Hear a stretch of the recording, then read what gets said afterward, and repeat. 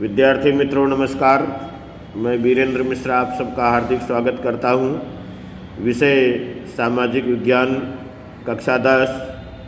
मित्रों, पाठ नंबर 21 सामाजिक परिवर्तन की चर्चा कर रहे थे, जिसके अंतर्गत वृद्धों के लिए राष्ट्रीय नीति की बात करनी है।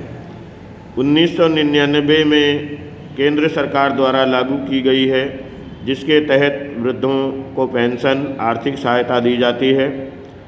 अगला, सीनियर सिटीजन्स के लिए स्कीम के तहत वृद्धों को बैंक या पोस्ट ऑफिस में रखे डिपॉजिट पर अधिक ब्याज की सुविधा। बस, रेलवे या हवाई यात्रा में पुरुष स्त्रियों को टिकट की दर में 40 से 50% तक राहत दी जाती है। अगला पॉइंट, राज्य सरकार ने प्रत्येक जिले में एक सुविधा युक्त वृद्धाश्रम खोले हैं।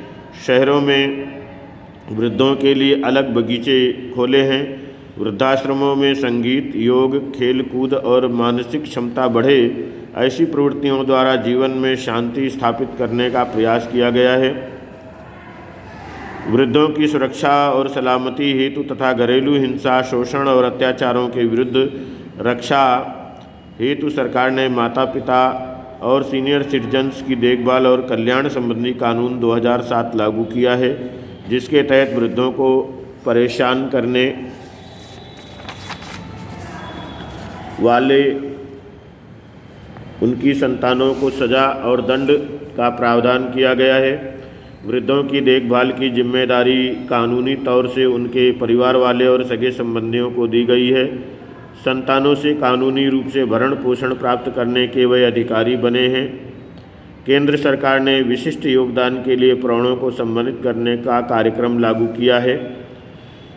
मित्रों, अगला पॉइंट आता है असामाजिक प्रवृत्तियाँ। समाज में कानून द्वारा स्थापित नियमों के अधीन हो ऐसा व्यक्ति या समूह की प्रतिबंधित प्रवृत्ति या व्यवहारों को असामाजिक रूप में माना जाता है। समाज में कुछ अपराधजन्य प्रवृत्तियाँ असामाजिक और प्रतिबंधित प्रवृत्तियाँ हमें दिखाई देती हैं, जैसे खून, चोरी, अपहरण, लूटपाट, धोखाधड़ी, बलात्कार, स्त्री बालाओं को अनैतिक व्यवहार, छल कपट और साइबर क्राइम आदि, जिन्हें ब्लू कॉलर अपराध कहते हैं। दूसरी तरफ समाज में लांच, रिश्वत, भ्रष्टाचार, कर चोरी, संग्रहखोरी, मिलावट, काला बाजार, जमीन को दबाना, गैर अधिकृत कब्जा लेना आदि व्हाइट कॉलर अपराध हैं। भ्रष्टाचार वैश्विक दूषण है। विश्व बैंक की व्याख्या के अनुसार भ्रष्टाचार अर्थात सार्वजनिक पद या सत्ता का व्यक्तिगत लाभ लेने के लिए उपयोग करना। इस प्रकार भ्रष्टाचार पद और सत्ता के दुरुपयोग से जन्मता है। भारतीय समाज के कुछ सार्वजनिक और निजी क्षेत्रों में भ्रष्टाचार व्यापक स्वरूप में पाया जाता है। मित्रों, भ्रष्टाचार आचरणकर्ता दोनों देने वाला और लेने वाला कानूनी तौर से अपराधी है और सजा का पात्र है। मित्रों, भ्रष्टाचार देश और विदेश में भ्रष्टाचार का आचरण विविध स्वरूपों में पाया जाता है, जिसमें मुख्यतः नकद लेन देन, भेंट सौगात, कीमती आभूषण और चीज़ वस्तुओं या विदेशी प्रवास के स्वरूप में, पक्षपाती व्यवहार, निर्णय में प्रभाव, भाई भतीजावाद, लाभकारी एहसास करना आदि स्वरूपों में पाया जाता है। भ्रष्टाचार के अर्थतंत्र और समाज पर विपरीत प्रभाव पड़ते हैं, जो निम्नानुसार हैं। पहला, समाज में भ्रष्टाचारी आचरण से नैतिक मूल्यों और सामाजिक नीति नियमों का स्तर गिरा है। दूसरा, अर्थतंत्र में काले धन की समस्या उद्भव होती है, जो राष्ट्र के विकास के लिए अवरोधक है। तीसरा, राज्य के कानूनों, न्याय प्रणाली, सत्ता और प्रशासन तंत्र पर लोगों का विश्वास घटता है। प्रामाणिक व्यक्ति हताशा और निराशा अनुभव करता है। अगला, मानव अधिकारों का हनन होता है, जिसके माध्यम से समाज में अन्याय और आय की असमानता उद्भव होती है, जिससे वर्ग विग्रह उत्पन्न होता है। अगला, भ्रष्टाचार से लोगों में नैतिकता और राष्ट्रीय चरित्र खतरे में पड़ता है और सामाजिक आर्थिक व्यवस्था का स्तर नीचे गिरता है। मित्रों, भ्रष्टाचार को समाप्त करने के उपाय ये मित्रों परीक्षा के लिए उपयोगी है। भ्रष्टाचार को दूर करने के उपाय निम्नानुसार हैं। पहला, भारत में 1964 ईस्वी में केंद्रीय लांच रिश्वत विरोधी ब्यूरो की स्थापना की है, जो सरकारी तंत्र में व्याप्त भ्रष्टाचार के आचार को नेस्तनाबूद करने का प्रयास करता है। भ्रष्टाचारी को रंगे हाथों पकड़कर उसके विरुद्ध कानूनी दंडात्मक कार्यवाही करता है। यह सरकार का एक स्वतंत्र और अलग विभाग है। गुजरात में इसका मुख्यालय शाहीबाग अहमदाबाद में स्थित है। सार्वजनिक जनता की भ्रष्टाचार संबंधी कोई शिकायत हो तो वह हेल्पलाइन फ्री नंबर 1800 2334 4444 पर शिकायत कर सकता है। दूसरा, भ्रष्टाचार को रोकने के लिए भारत सरकार ने भ्रष्टाचार विरोधी नियम 1988 बनाया, जिसका उद्देश्य सार्वजनिक जीवन को शुद्ध करना और सत्ता या पद का दुरुपयोग होने से रोकना है। किसी भी सार्वजनिक सेवक या उच्च पदाधिकारियों, राजनेताओं का पद या उच्च पदाधिकारी पहले अपनी संपूर्ण संपत्ति की जानकारी शपथनामों करके घोषित करना अनिवार्य है। यदि उनके कार्यकाल के दरमियान उनकी आय से अधिक संपत्ति रखते पकड़े जाए तो दंडात्मक अपराध है। मित्रों, ऐसी संपत्ति या बेनामी संपत्ति सरकार स्वयं जब्त कर लेती है। तीसरा है सूचना का अधिकार 2005 और नागरिक अधिकार पत्र पेश किया, जिसके पीछे सरकारी कर्मचारी द्वारा प्रशासनिक कार्य नियमित समय सीमा में काम पूरा करने का आदेश देकर अपने क्षेत्र और सत्ता के अधीन कार्य में विलंब दूर करके पारदर्शक और सरल प्रशासन की सार्वजनिक जिम्मेदारी बढ़ाने का उद्देश्य है। चौथा, केंद्र सरकार ने वर्तमान में ब्लैक मनी एक्ट 2005 बनाया, जिसमें भ्रष्टाचार को आपराधिक स्वरूप में समावेश किया है। इसके उपरांत FEMA, foreign exchange management act कानून तथा मनी लॉन्ड्रिंग एक्ट में तथा कस्टम एक्ट की धारा 132 में सुधार किया।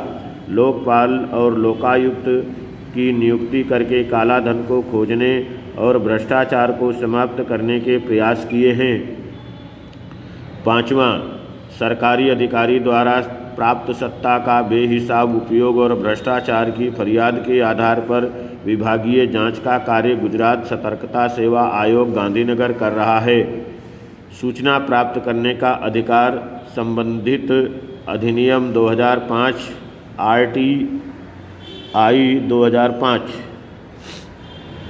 सूचना प्राप्त करने का अधिकार संबंधी अधिनियम दिनांक 15 जून 2005 के दिन लागू किया गया। ये जम्मू कश्मीर के अलावा पूरे देश में लागू होता है। ये धारा देश की गुप्तचर संस्था, राष्ट्रीय सुरक्षा और सलामती, एकता और अखंडता को स्पर्श करती हो ऐसी बाबतों की संस्थाएं और विदेशी राजदूतों के कार्यालय सहित कुछ अपवाद के सिवा सभी संस्थाओं के ऊपर लागू होता है। गुजरात सरकार ने इस वैधानिक प्रावधानों के अधीन गुजरात सूचना अधिकार संबंधी नियम 2005 5 अक्टूबर 2005 के दिन घोषित कर लागू किया है। मित्रों, सूचना के अधिकार के कानून को यहाँ पर बताया है।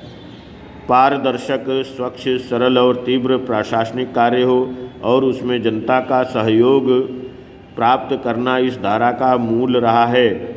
इस वैधानिक प्रावधान के तहत कोई भी नागरिक अपने अटके कार्यों के संबंध और सूचनाओं को लागू करने के उद्देश्य से प्रजालक्षी कार्य की सफलता और स्थिति के संबंध में संबंधित विभाग के ऊपरी अधिकारी को प्रश्न पूछकर सही जानकारी प्राप्त कर सकते हैं। मित्रों, सूचना किस तरह प्राप्त करें? तो इस अधिकार के तहत सूचना प्राप्त करने के लिए आवेदक को निश्चित नमूने में निर्धारित शुल्क की रकम वर्तमान में ₹20 नकद में अथवा पोस्टल ऑर्डर, पे ऑर्डर या नॉन जुडिशियल स्टैंप आवेदन के साथ जोड़ना होता है। यह आवेदन स्वहस्ताक्षर में टाइप किया हुआ या ईमेल द्वारा भी किसी भी विभाग में कर सकते हैं। बीपीएल की सूची के परिवार के व्यक्तिगत किसी भी फीस और नकल का चार्ज चुकाना नहीं होता। सूचना के आवेदन में किस कारण सूचना मांगी है, उसके कारण जानने की आवश्यकता नहीं। आवेदन मिलने की रसीद नमूने में सहायक सार्वजनिक सूचना अधिकारी PO वह आवेदन का क्रमांक आईडी नंबर देकर आवेदक को एक नकल देगा। उसके बाद आवेदन के संदर्भ में पत्र व्यवहार में क्रमांक दर्शाना होता है। सूचना प्राप्त करने के आवेदन स्वीकार करने के 30 दिन में आवेदन का निकाल APIO करेगा। यदि कोई नमूना या नकल मांगी हो तो कानून में निर्धारित मात्रानुसार आवेदक से फीस या चार्ज वसूल करके सूचना का उत्तर देगा। यदि सूचना राष्ट्र के सार्वभौमत्व, राष्ट्रीय हित या सुरक्षा को स्पर्श करती गोपनीयता की बातों अदालती तिरस्कार हो सके, ऐसी वैज्ञानिक रहस्यों या अपराधों को उत्तेजन मिले, ऐसी सूचना देने के लिए इनकार कर सकता है। मित्रों, शेष अगले वीडियो में। आपको ये वीडियो अगर अच्छा लगा हो तो अपनी राय अवश्य लिखें। इसे लाइक कीजिए, शेयर कीजिए, कमेंट कीजिए। धन्यवाद।